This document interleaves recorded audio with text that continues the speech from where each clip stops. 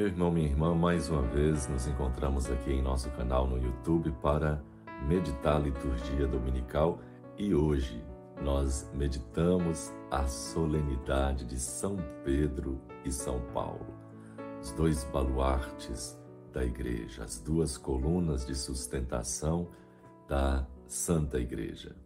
E eu convido você mais uma vez a se inscrever em nosso canal, dar um like aí no vídeo, compartilhar esse vídeo com os seus contatos, com sua lista de transmissão e com todas as pessoas, os seus grupos, para que assim a palavra de Deus, a mensagem da liturgia do domingo chegue a mais e mais corações.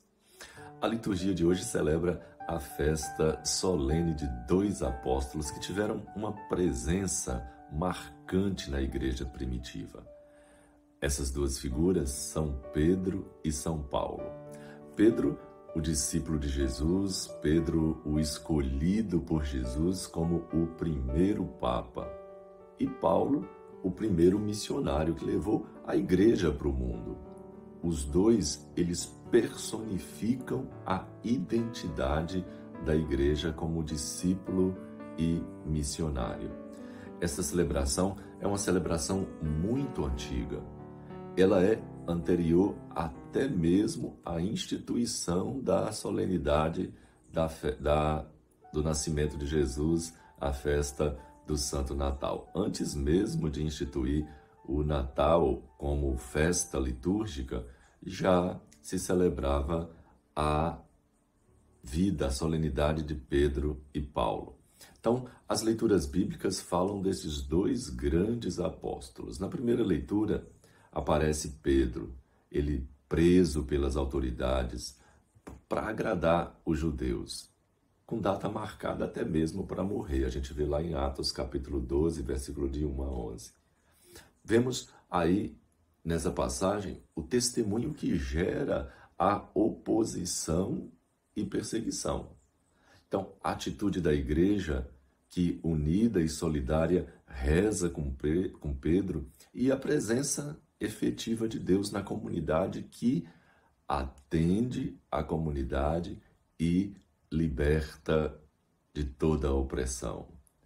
Na segunda leitura, nós vimos Paulo também preso, prestes a morrer, aí por volta do ano 67, e ele escreve um testamento espiritual de sua vida, a serviço do Evangelho, um caminho a ser seguido por todos os cristãos. Estou pronto, diz São Paulo, chegou a minha hora.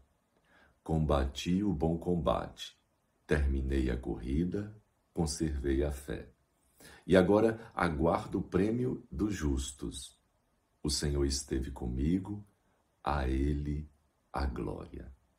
Nós vemos aí na segunda carta de São Paulo a Timóteo, no capítulo 4, versículo 6, 8, 17 a 18. E no Evangelho, Cristo confere a Pedro o primado da igreja. O Evangelho segundo Mateus, no capítulo 16, versículo de 13 a 19. Tu és Quefas, tu és pedra, e sobre esta pedra, essa rocha, construirei a minha igreja.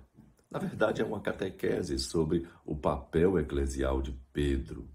Tem duas partes. Uma parte que é cristológica, que define a identidade de Jesus. Quem sou eu? Ele pergunta, quem sou eu? Quem dizem os homens ser o filho do homem? Quem sou eu para vocês? Na perspectiva dos homens, Jesus é um homem bom, é um homem justo. Na opinião dos discípulos, Jesus Cristo é o Messias, é o Filho de Deus. O Messias esperado por Israel para libertar e salvar o seu povo. E o Filho de Deus, que é uma profunda unidade, intimidade entre Jesus e o Pai. Quem é Jesus para nós? Quem é Jesus para mim? Quem é Jesus para você? Que lugar ele ocupa em nossa vida? E a segunda questão é a questão eclesiológica. A igreja, ela é convocada à volta de Pedro. Pedro é a rocha. Pedro, és rocha, és pedra, e sobre a qual edificarei a minha igreja. Essa rocha é a fé. E fé que Pedro e a comunidade dos discípulos de Jesus professaram até em Jesus como Messias, Filho de Deus vivo. Essa fé nesse Messias, essa fé nesse homem-Deus, nesse enviado do Pai. O poder da morte nunca poderá vencê-la. Jesus garante a estabilidade e a firmeza da igreja frente às forças do mal. O poder das chaves revela a futura missão de Pedro. Pedro recebe as chaves do reino e ocupa o primeiro lugar, com a missão de guardar a fé na sua integridade e de confirmar os seus irmãos nessa mesma fé. Atar e desatar, o que isso significa? O que ligar será ligado, o que desligar será desligado. A Pedro e à comunidade é confiada o poder de interpretar as palavras de Jesus, de adaptar os ensinamentos de Jesus aos desafios do mundo e acolher na comunidade todos aqueles que aderem à proposta da salvação que Jesus mesmo oferece. A igreja, ela é a comunidade dos filhos que reconhecem Jesus como Messias, como o Filho de Deus. A Bíblia nos fala da vocação e da atividade deles, desses filhos de Deus. São Pedro, Simão, por exemplo, era um pescador de Betsaida, estabelecido ali, morava em Cafarnaum. Cristo lhe muda o nome e o chama de pedra, Cefas, rocha, porque teria a missão de ser a pedra fundamental da futura comunidade da igreja, a eclesia. Simão Pedro é uma das primeiras testemunhas que vê o sepulcro vazio e merece uma aparição especial de Jesus ressuscitado. Depois da ascensão, ele toma a direção da comunidade cristã e é o primeiro a tomar consciência da necessidade de abrir a igreja aos pagãos. Essa missão não o livra das deficiências do seu temperamento, que era um temperamento difícil. Paulo não hesita em contradizê-lo na famosa discussão de Antioquia para convocá-lo a libertar-se das práticas judaicas às quais Pedro estava muito preso. Quando Pedro vai a Roma, torna-se o apóstolo de todos. Ele cumpre, então, plenamente sua missão de pedra angular, reunindo num só edifício os judeus e os pagãos, e ratifica essa missão com o seu sangue, com a sua morte. São Paulo chega a Jesus por um caminho diferente. Conhece-o como adversário primeiro, que deve ser combatido, como aquele que anuncia um Deus diferente dos mestres de Israel, dos judeus. E um dia no caminho, na estrada de Damasco, ele é iluminado por uma luz do alto e compreende que Jesus crucificado é o Messias de Deus.